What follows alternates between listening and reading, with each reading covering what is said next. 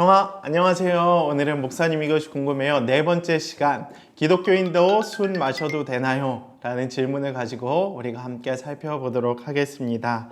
여러분들이 이제 가장 많은 질문을 가지고 있는 또 궁금해하는 주제가 바로 술일 거라고 생각을 합니다.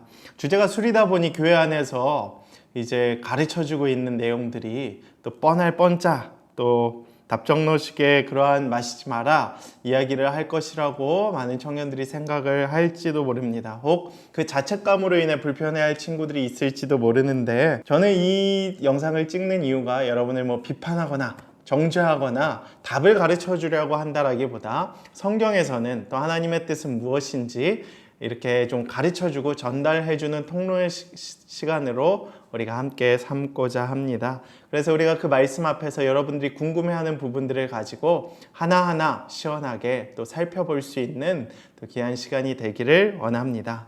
많은 청년들이 성인이 되면서 고민을 할 거예요. 왜? 고등학교 때까지는 법적으로 합법적인 선에서 술을 마실 수 없었잖아요. 그렇죠? 그런데 성인이 되면서 이 합법적인 그 선이 풀리게 되면서 여러분들에게 술을 마실 수 있는 자유가 생겨버렸습니다. 그래서 그 상황 가운데서 여러분이 사회생활을 하며 학교생활을 하며 술을 마셔도 되는가, 이러한 고민들을 하게 될 것입니다.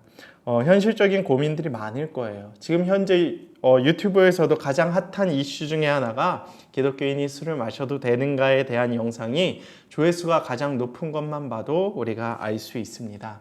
저 역시도 대학교 때 OT를 갔는데 많은 충격을 받았어요. 선배가 술 먹고 음담패설하는 거에 첫 번째 충격을 받았고, 그 다른 선배가 술을 마시고 또 주사로 후배들을 패는 모습을 보면서 또 다른 충격을 받게 되었습니다. 그래서 이게 만만치가 않구나. 너무 무섭다. 술을 마셔도 되는가? 마시면 안 될 것 같은데 어떻게 해야 될지 막 겁을 먹고 또 고민을 하며 하나님께 기도했던 기억이 납니다. 저와 같은 고민을 하시는 분들이 많을 거예요. 아직까지 한국 사회는 그러한 음주 문화가 굉장히 많이 이렇게 성행하기 때문입니다. 우리 생활과 깊은 연관이 있기 때문에 그럴 거예요. 근데 그 고민하는 청년들이 이 병마스대인 90년대 청년들에게 술 문제에 대해서 사이다와 같이 시원하게 얘기해 주는 데가 없어서 오늘 제가 또 이렇게 또 많은 위험을 무릅쓰고 술 문제에 대해서 여러분들과 함께 허심탄회하게 이야기를 해보고자 합니다. 먼저 첫 번째로 그리스도인이 술을 마시는 문제에 대한 다양한 입장이 있어요. 잘못된 편견도 있다고 생각을 합니다. 다른 또 유튜브와 또 이러한 내용들, 성경의 내용들과 여러분들의 생각을 종합해보면 크게 네 가지 입장이 있는 것 같습니다. 첫 번째는 술을 마시는 것 자체가 죄다. 두 번째는 술을 마시는 것은 괜찮지만 취하는 건 죄다. 세 번째, 술이 죄는 아니지만 덕을 위하여 절제하라. 그다음 네 번째, 술을 아주 취할 만큼 마실 때만 죄가 된다라는 것입니다. 여러분은 어느 쪽의 입장을 선택하고 계십니까? 일단 기본적으로 이제 성경만 봐도 술에 대한 긍정적인 문구들이 있기 때문에 1번은 아닌 것 같죠? 그렇죠? 그 다음 많은 이들이 윤리도덕적 차원에서 술을 너무 이렇게 지나칠 정도로 마시는 것, 과유불급 차원에서 안 좋다라고 생각하기 때문에 4번도 제낄 수 있습니다. 그러면 우리는 많이 2번과 3번 안에서 고민을 하게 될 것이라고 봅니다. 그래서 적당히 마시고 또 취하는 정도로만 마시면, 적당히 취하는 정도로 또 절제하면서 마시는 게 어떨까? 그거에 우리가 가지고 있는 대부분의 입장일 것이라고 봅니다.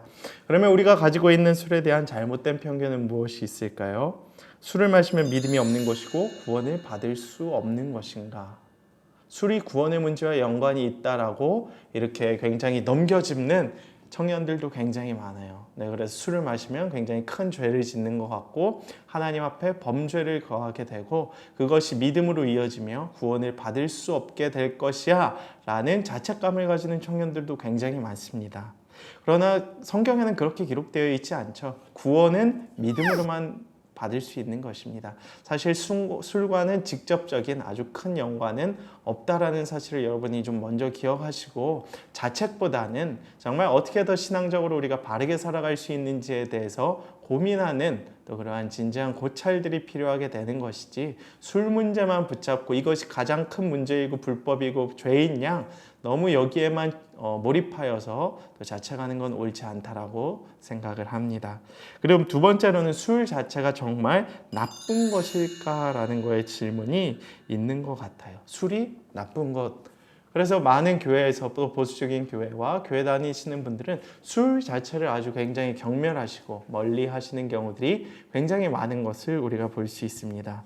왜 이러한 편견들이 외국에는 별로 없는 것 같은데, 그렇죠? 독일 교회만 가도 맥주를 물처럼 마시는 경우들이 많은데 왜 한국 교회만 이렇게 금주를 강조하는지 저는 도대체 알 수가 없습니다 라고 묻는 친구들이 있을 수도 있습니다. 왜 이러한 사고방식이 굳어진 것일까요? 그것은 한국 기독교의 초기 역사를 우리가 살펴보면 알 수 있습니다.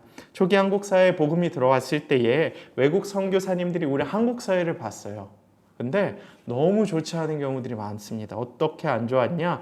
음주와 도박의 문화들을 통해서 사회가 어지럽고 경제적 발전이 없는 것을 알게 되었습니다. 그래서 금주를 하면 좋겠다. 하나의 신앙의 정착, 문화로 정착을 시켰습니다. 그래서 이 한국 사회에서 그러한 선교사님들의 결정과 유교주의가 이렇게 합해져서 한국의 그러한 문화들을 만들어낸 것이라고 봅니다. 여러분, 그 가운데에서 그 역사를 좀 기억하시면서 또 그 선교사님들의 취지에 따라서 한 번쯤 고민해 보시고, 이래서 하나님께서 우리 한국 교회와 또 우리 믿는 자들에게 술에 대한 그러한 그러한 상황을 부어주셨구나 라는 좀 깨달음이 있었으면 좋겠습니다.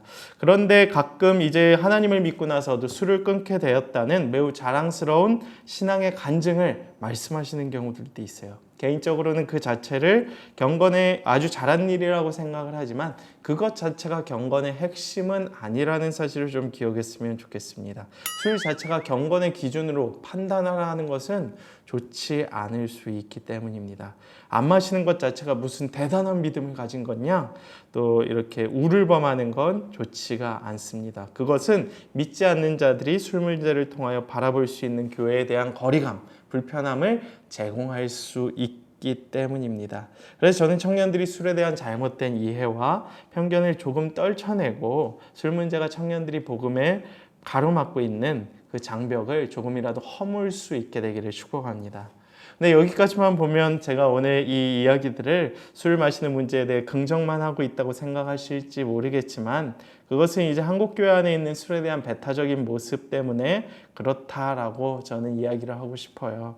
술 자체가 죄악은 아니기 때문입니다. 그러면 우리가 성경에서는 과연 무엇이라고 이야기하고 있는지 계속해서 좀 살펴보길 원하는데, 첫 번째, 성경에는 술을 세 가지 단어로 표현을 하고 있습니다. 첫 번째 술, 두 번째 포도주, 세 번째 독주로 이야기를 합니다. 성경에는 이게 다 합쳐져서 한 200번에서 300번 정도 등장을 하거든요. 제가 어떤 유튜버나 또 다른 목사님들이 계산한 걸 살펴봤습니다. 300번이 나오는데 긍정적인 건 몇 번, 부정적인 건 몇 번, 중립적인 건 몇 번이냐? 다 비슷하더라고요. 긍정적인 것도 꽤 많이 나오고 한 50번 이상, 부정적인 것도 그렇고 중립적인 것도 비슷하게 나오는 사실을 알게 되면서 우리가 이것을 어떻게 해석을 해야 될까? 결국 성경을 읽고 해석하고 그것을 우리의 삶을 적용함에 있어서는 자기 합리화식의 그 방식보다는 전체적인 흐름과 배경 지식을 가지고 말씀을 적용시키는 것이 좋다라고 봅니다. 일단 저는 가장 대표적으로 에베소서 5장 18절 말씀을 여러분들에게 좀 가르쳐주고 싶습니다. 술 취하지 말라 이는 방탕한 것이니 오직 성령으로 충만함을 받으라라는 것입니다. 바울이 술 취하지 말라 하는 까닭은 술 취함이 하나님 없는 이방인의 삶의 특징이었기 때문에 그렇게 가르쳐주고 있어요. 그래서 술 취함보다는 이왕이면 우리가 그것을 절제하고 또 성령에 취하는 삶을 살아가는 것이 더 좋다. 방탕한 삶보다는 우리가 절제하는 삶, 또 하나님을 따라가는 삶이 더 좋다라고 이야기를 하는 것이죠. 물론 이것이 술 자체를 금하는 것은 아니지만 술을 습관적으로 계속 마시다가 결국 정신을 잃고 여러분 표현으로 꽐라라 그러죠. 주사를 부리고 무슨 짓조차 했는지도 모르게 되는 것은 안 좋다라는 것을 가르쳐주고 있습니다. 그래서 여러분이 이에 대해서 좀 여러 가지로 생각을 해보시고 여러분들의 입장을 좀 분명하게 또 설정을 해주실 수 있었으면 좋겠습니다. 또 이외의 말씀에도 로마서 14장에 보면 이런 말씀이 있죠. 14장 20절과 21절 말씀인데 음식으로 말미암아 하나님의 사업을 무너지게 하지 말라. 만물이 다 깨끗하되 거리낌으로 먹는 사람에게는 악한 것이라. 고기도 먹지 아니하고 포도도 마시지 아니하고 무엇이든지 내 형제로 거리끼게 하는 일을 아니함이 아름다우니라 라는 거예요. 우리의 그 술 마시는 행위, 그러한 믿음 없는 행위들을 통하여 아직 믿음이 약한 자들이 실망할 수 있다라는 사실을 우리가 기억해야 된다라는 거예요. 믿는 사람으로서 나의 그 술 마시는 행위를 통하여 나보다 믿음이 없는 자들이 나의 그 행위를 통하여 하나님을 불신하게 되고 오히려 그 술 마시는 행위를 통하여 믿음이 사라지게 될 수 있는 경우들이 많기 때문에 여러분들이 좀 그것을 기억하시고 또 나름대로의 술 마시는 행위들을 절제하면서 또 그러한 성경적인 기준을 가지고 살아갈 수 있게 되기를 축복합니다. 일상 속에서 어떻게 우리가 이런 술 문제들을 또 해결해 나갈 수 있을지 적용시켜 나가야 할지 좀 생각해 봤으면 좋겠어요. 그래서 대부분의 사람들이 술을 마시는 주된 이유가 기쁨, 외로움을 달래고 또 위로와 회복을 주 목적으로 삼지 않습니까? 저는 이것이 우리 교회 생활에도 동일하게 적용될 수 있다라고 봅니다.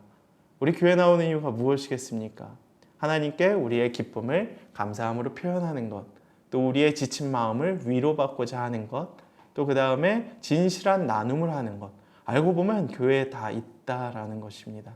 굳이 술에 취하지 않고 술을 마시지 않아도 충분히 우리가 순모임과 그러한 교제와 예배의 나눔을 통하여 성령의 취함으로 말미암아 그러한 술에 대한 목적을 대신해서 대체제의 성격으로 우리가 만족할 수 있는 행위를 바로 교회에서도 할 수 있다라는 사실이에요.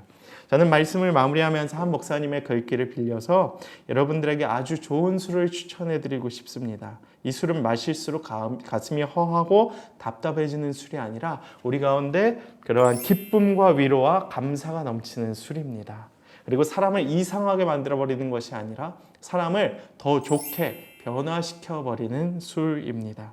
그리고 가정을 망가뜨릴 위험이 전혀 없고요. 오히려 가정을 회복시키는 그러한 은혜가 있는 술입니다. 어떤 술일까요? 바로 성령의 술입니다. 여러분, 날마다 그 성령의 술에 취할 수 있는 여러분의 삶이 되기를 간절히 축복합니다. 그래서 우리가 그 술을 마심으로 방탕함의 삶을 살아가는 것이 아니라 성령의 충만함을, 성령의 취함으로, 또 성령의 가득 참으로 인해서 우리가 날마다 하나님께 영광을 올려드리며 살아갈 수 있는 주님의 자녀들이 되기를 간절히 축복합니다. 술 너무 고민하지 마시고 오히려 성령의 취함으로 하나님의 은혜를 구하며 살아가실 수 있는 여러분의 삶이 되기를 축복합니다. 하나님께서 여러분의 그러한 진지한 고민 앞에 또 필요한 은혜를 부어주시고 하나님의 선하신 인도하심을 허락하실 것을 믿습니다. 감사합니다. 다음 시간에 또 뵙겠습니다. 안녕.